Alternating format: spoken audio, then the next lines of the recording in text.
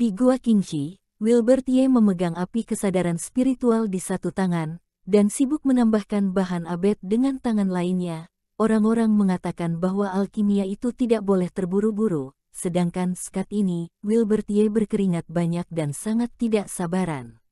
Awalnya, dia pikir Hazel Luo hanya terluka parah, tetapi setelah menyuapinya pil obat, dia baru menyadari bahwa selain cedera internal, juga terdapat beberapa fluktuasi energi spiritual lain di tubuhnya, dan fluktuasi inilah yang membuatnya koma. Wilbur Tie memandang Hazel Luo dan berkata, "Aku tahu kamu memang seorang pendekar tingkat Yuan, tetapi sekarang kamu telah tersegel dan aku belum bisa memurnikan pil sumber hati untuk membantumu membuka segelnya. Aku hanya bisa menggunakan pil obat lain sebagai gantinya." Pil sumber hati adalah pil obat kelas 4 puncak, yang dapat membuka segel di dalam tubuh seseorang, dan efeknya sangat kuat. Meskipun bahan untuk memurnikan pil sumber hati tidak banyak, yaitu 1 atau 2 potong kristal biru, 1 atau 2 potong kristal merah, dan sebuah sinomenium merah berusia 200 tahun saja sudah cukup, tetapi bahan-bahan ini tidak mudah ditemukan, bahkan di aula Jiren Raja Obat sekalipun tidak dapat diperoleh. Jadi Wilbur Tie bersiap untuk memurnikan pil roh penyelesaian, kelas 3, kegunaannya mirip dengan pil jantung asal, tapi khasiatnya masih jauh berbeda dari pil sumber hati, karena tidak punya pilihan lain, Wilbur Tie hanya bisa melakukan ini. Sekitar beberapa waktu kemudian, Wilbur Tie memadamkan api kesadaran spiritualnya, dan di telapak tangannya terdapat sebuah pil dengan kilau biru dengan 3 garis ungu di atasnya. Ini adalah pil garis ungu puncak. Wilbur Tie memasukkan pil penawar ke dalam mulut Hazel Luo, yang mendengus dan kembali tertidur setelahnya. "Aku harap kamu segera bangun."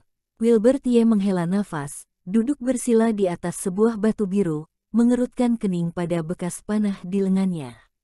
Orang-orang telah meremehkan pendekar roh jahat selama ribuan tahun, tetapi juga tidak ada yang bisa menyangkal kekuatan mereka. Tersapu panahnya saja sudah meninggalkan bekas seperti ini, apalagi jika tertusuk panah itu, mungkin aku telah menjadi seorang mayat sekarang.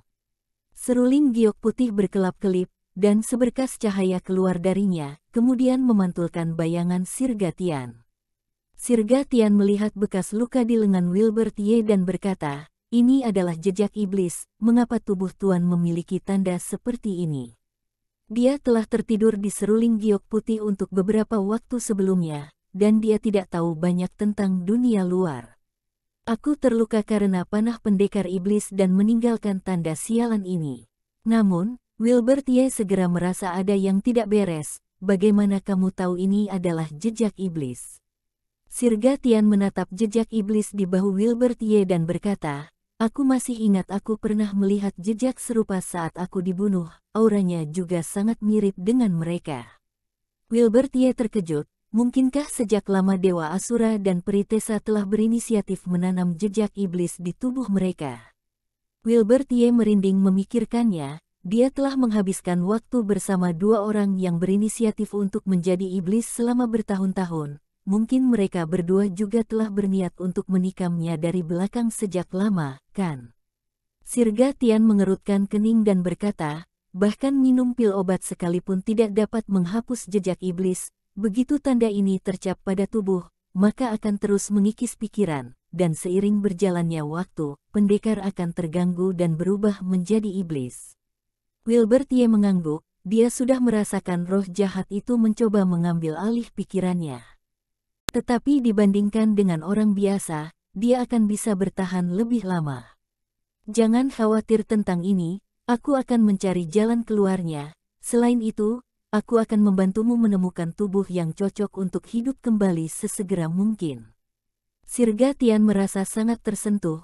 Wilbur Tie adalah penyelamatnya di kehidupan kedua, dan dia tidak akan pernah bisa membalas kebaikan semacam ini apapun yang terjadi. Wilbur Tie menyuruh Sirga Tian memasuki seruling giok putih untuk lanjut menghangatkan inkarnasi, sedangkan dia berusaha mencari cara untuk memecahkan jejak iblis ini. Membuat terobosan mungkin dapat mempengaruhi jejak iblis ini. Memikirkan hal ini, Wilbur Tie menyatukan kedua tangannya, ke-10 pembuluh darahnya terbuka pada saat ini, dan sejumlah besar energi spiritual memasuki tubuhnya secara bertahap. Setelah melewati pertempuran hebat, Wilbertie berhasil membuat terobosan, dia bahkan bisa membuat terobosan lompatan. Dengan begitu, setengah jam kemudian, Wilbertie mengangkat kepalanya dan bersiul panjang, ada suara ledakan bertubi-tubi di dalam tubuhnya. Sensasi kesemutan menyebar ke seluruh tubuhnya, Wilbertie merasa lukanya terus-menerus sembuh. Ketika sudah kembali tenang, sebagian besar lukanya telah pulih, dan semua energi spiritual yang dia gunakan sebelumnya juga telah kembali ke dalam tubuhnya. Menerobos 2 tingkat secara berturut-turut, sekarang dia berada pada tingkat pengecoran nadi ketiga, dia juga telah membuka 2 pembuluh darah lainnya. Semakin tahap akhir, Wilbertie merasa pembuluh darahnya semakin sulit terbuka. Ketika dia berada pada tingkat pengecoran nadi pertama, dia telah membuka 2 pembuluh darah secara berturut-turut, tapi sekarang dia hanya bisa membuka 1. Hanya saja pembuluh darah ini lebih kuat dari pembuluh darah sebelumnya. Dikabarkan ada pembuluh darah di dalam tubuh manusia yang terhubung langsung ke jantung dan disebut nadi jantung. Jika dapat dibuka, jantung bahkan bisa dipompa melalui pembuluh darah.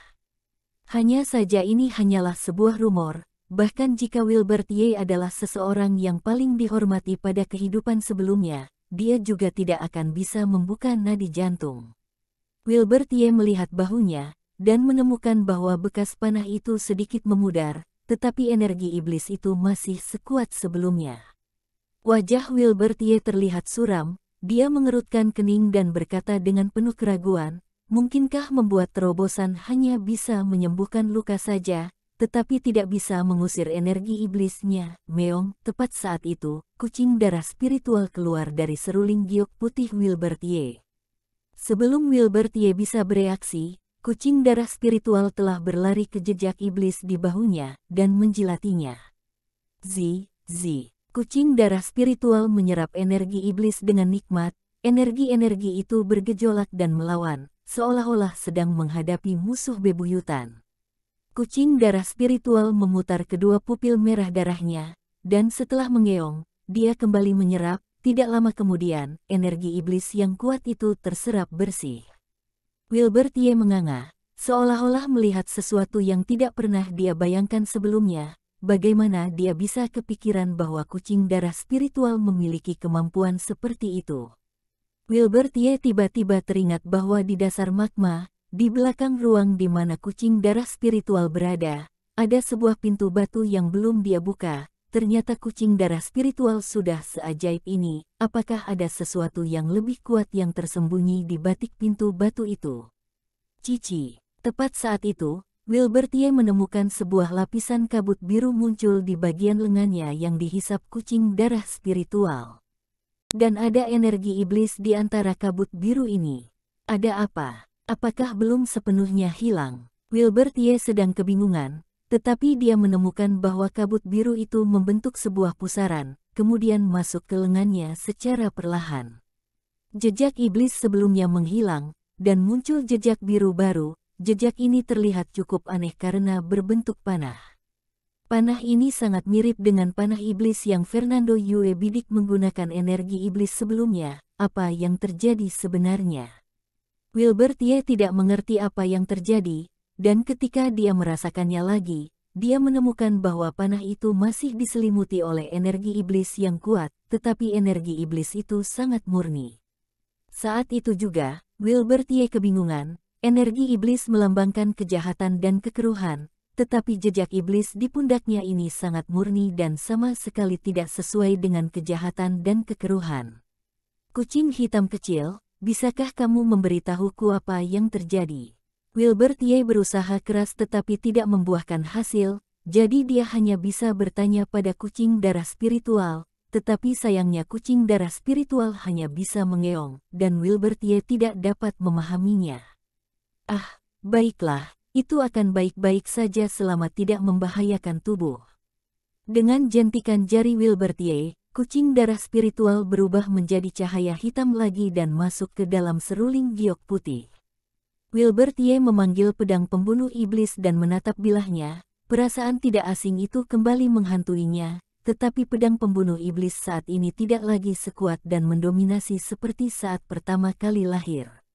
Terima kasih, teman lama, jika bukan karena kamu yang menghabiskan sebagian besar sisa kekuatanmu untuk menakut-nakuti orang-orang itu, aku mungkin sudah kehilangan nyawa. Aku tidak akan pernah melupakan kebaikanmu yang menyelamatkanku di kehidupan kedua. Setelah Wilbert Ye selesai berbicara, pedang pembunuh iblis memancarkan cahaya redup, dan bilahnya terus bergetar, seolah menanggapi perkataan Wilbert Ye. Pedang pembunuh iblis adalah senjata ilahi, dan meskipun telah rusak parah, tetapi dia masih mengingat tuannya, Wilbert Ye.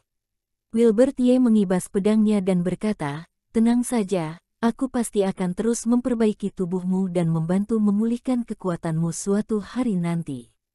Jangan lupa, kita masih harus membunuh dunia dewa bersama dan membanggakannya pada dunia." Kebanggaan Wilbert Ye saat menggenggam pedang pembunuh iblis meluap. Tetapi pada saat itu, tiba-tiba terdengar sebuah suara menginterupsi dari kejauhan. "Ah, tikus kecil ternyata bersembunyi di sini." Tatapan Wilbert Ye mengikuti sumber suara, dan terlihat seorang wanita jangkung berbalut gaun bunga berjalan masuk. Dia memandang Wilbert Ye, terkikik dan berkata, "Kamu adalah Wilbert Ye, kan?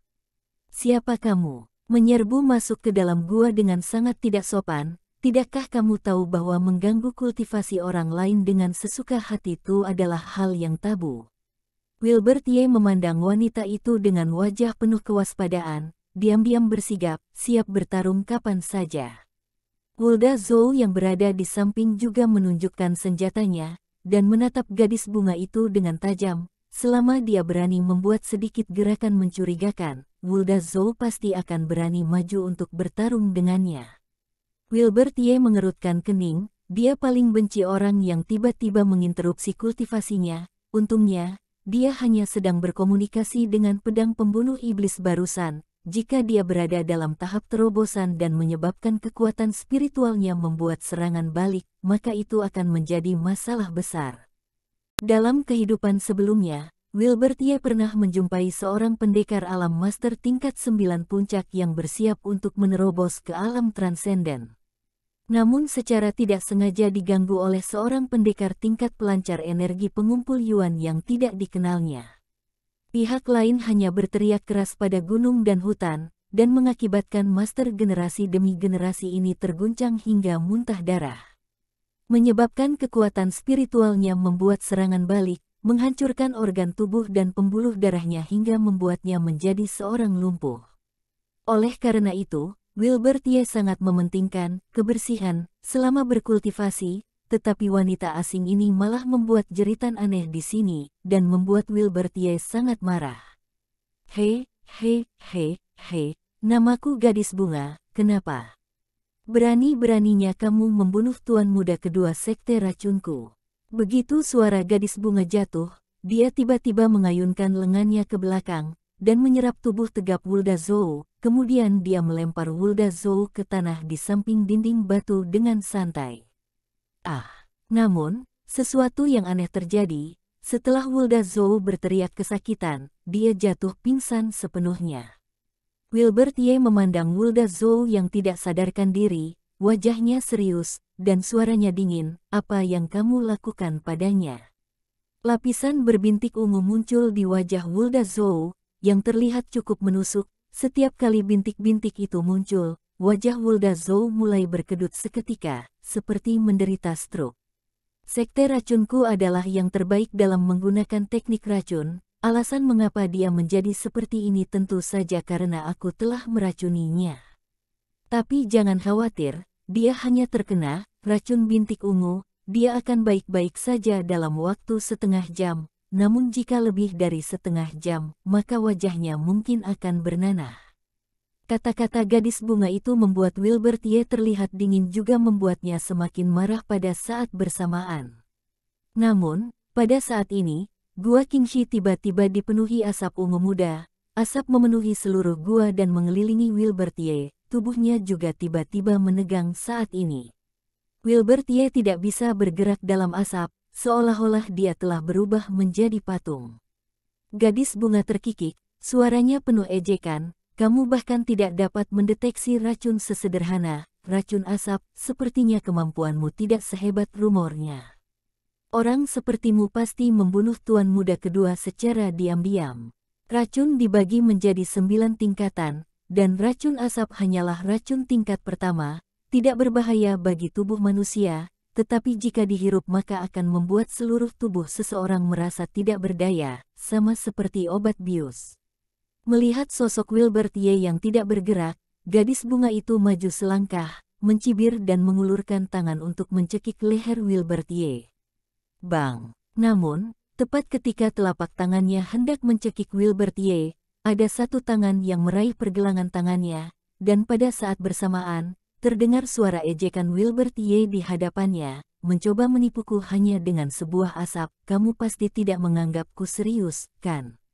Gadis bunga terlihat waspada dan berkata dengan terkejut, kamu tidak teracuni, lalu mengapa kamu tadi, sebelum gadis bunga selesai berbicara, Wilbert Ye menyelanya, dan berkata dengan acuh tak acuh, ini hanya racun tingkat pertama, jangankan menyadarinya, bahkan jika aku menghirupnya sekalipun tidak akan menimbulkan efek apapun.